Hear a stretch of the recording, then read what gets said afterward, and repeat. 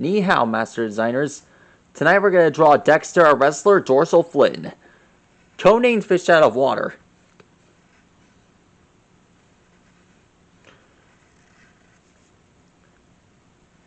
This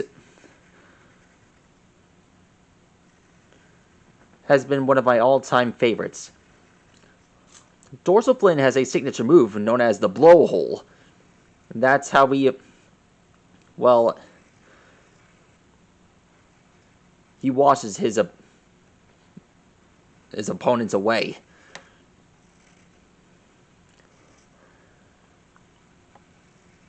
One more thing about him.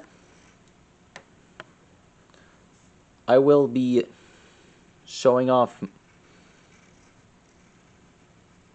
more about this very interesting dextera wrestler for,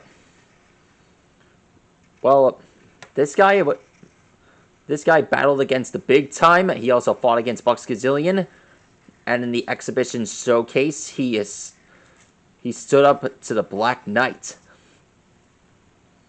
Great for him.